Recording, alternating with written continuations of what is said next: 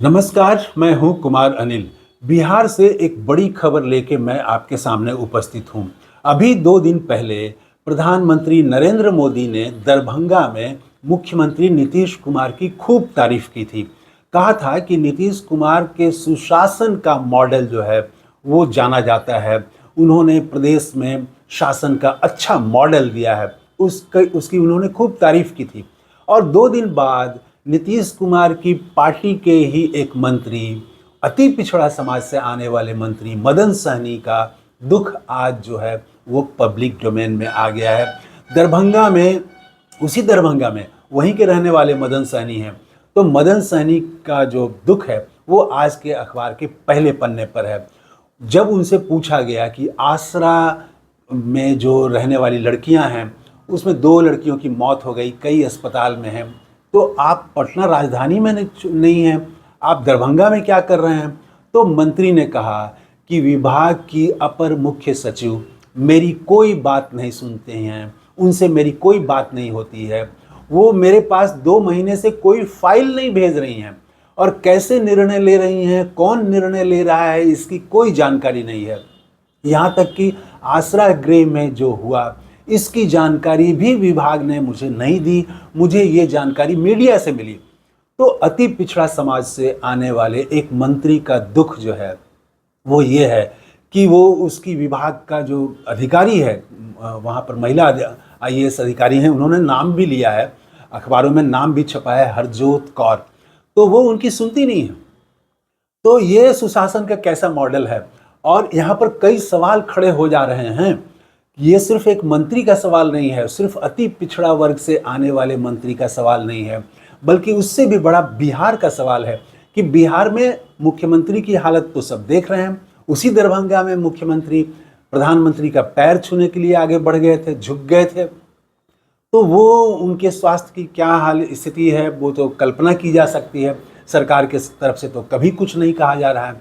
Bharatiya Janata party के लोग पहले, जब वो इंडिया गठबंधन के साथ थे, तब तो कहते थे कि ये बीमार हैं और इनकी जांच होनी चाहिए, इनका इलाज होना चाहिए। अब भारतीय जनता पार्टी के कोई नेता इस पर कुछ नहीं बोलते हैं। तो मुख्यमंत्री की ये स्थिति है। तो सवाल ये है कि आखिर सरकार चला कौन रहा है, निर्णय कौन ले रहा है, अधिकारियों को निर्देश कौन दे रहा है? विपक्ष तेजस्वी यादव इस पर बार बार सवाल उठा रहे हैं, लेकिन विपक्ष का सुनने वाला कौन है? कोई उस पर सुनने वाला नहीं है, कोई उसका जवाब देने वाला नहीं है। वो बोल रहे हैं, लेकिन इससे कोई फर्क नहीं पड़ रहा है। सरकार अपने ढंग से काम कर रही है। तो सरकार कैसे काम कर रही है उसका एक प्रमाण जो है वो मदन सहनी है।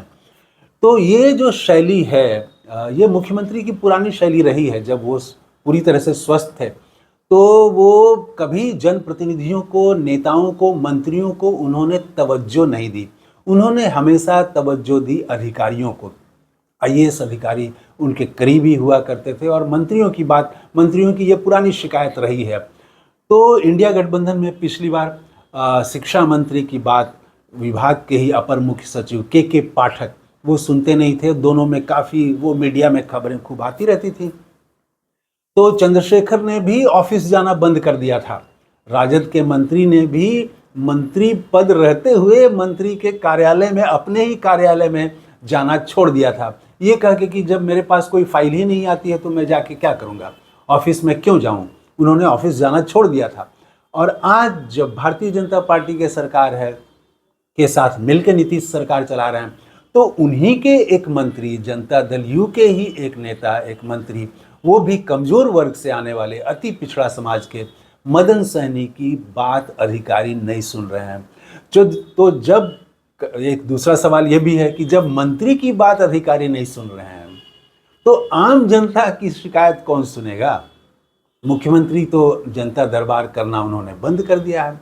वो तो अब जनता से बात ही नहीं करते हैं, जनता को संबोधित नहीं करते हैं, कोई शिकायत सुनने का कोई व्यवस्था नहीं है सुनने की। तो जब मंत्री की ये हालत है कि उनके पास कोई फाइल ही नहीं पहुंच रही है, तो फिर आम जनता का क्या हाल होगा, ये कल्पना करने वाली बात है। वैसे यहाँ से एक और तीसरा सवाल ये भी खड़ा होता है कि 2025 तक तो मेरा मानना है कि मुख्यमंत्री नीतीश कुमार जैसे भी रहेंगे वो मुख्यमंत्री रहेंगे, मुख्यमंत्री की कुर्सी पर रहेंगे। उनको भारतीय जनता पार्टी हिलाने वाली अभी नहीं है। लेकिन 2025 के चुनाव का परिणाम आने के घंटे भर बाद, 1 घंटे बाद ही क्या होगा ये कहा नहीं जा सकता है।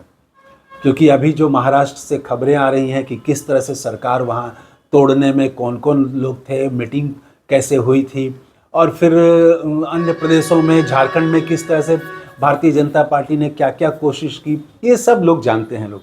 तो वो सरकार, वो भारतीय जनता पार्टी नीतीश कुमार के साथ चुनाव परिणाम आने के 1 घंटा के बाद किस तरह का व्यवहार करेगी, ये अभी से कुछ कहा नहीं जा सकता है। लेकिन 2025 तक तो वो हैं।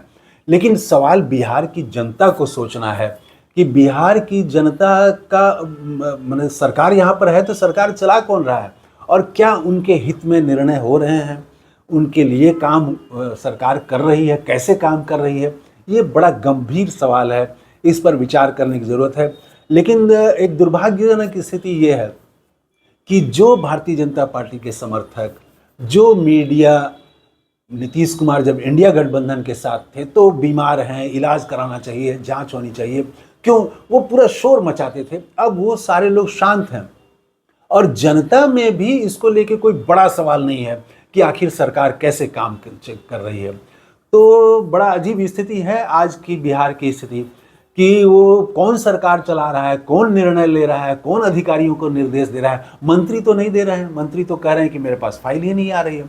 तो जनप्रतिनिधि, जिसको जनता ने वोट दे के भेजा, सरकार चलाने के लिए भेजा, वो आदमी सरकार नहीं चला रहा है, तो सरकार कौन चला रहा है? तो ये बड़ा सवाल है और जनता को ये सोचना पड़ेगा कि उनका नुकसान हो रहा है। बाद में पता चलेगा कि कैसे कैसे गड़बड़ियाँ हुई, क्या हुई, ये बाद में खुल के आने से पहले ही जनता की तरफ से ये सवाल बहुत उठता हुआ तो दिखाई नहीं पड़ रहा है।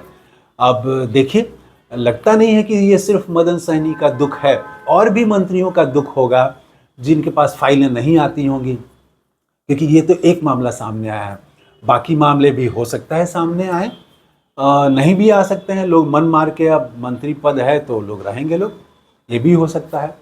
लेकिन बिहार की स्थिति जो है वो चिंताजनक है कि अब मंत्री जब अपना दुख कर रहे हैं, मंत्री की बात कोई सुन नहीं रहा है, मंत्री के पास फाइल नहीं आ रही है, तो ये सोचने वाली बात जरूर है। तो आपको क्या लगता है, मंत्री का जो दुख है वो भी अति पिछड़ा वर्ग से आने वाले मंत्री का दुख है, इस पर आप क्या कहेंगे? कमेंट करके ज़रूर बताइएगा। थैंक यू, धन्यवाद, जय हिंद।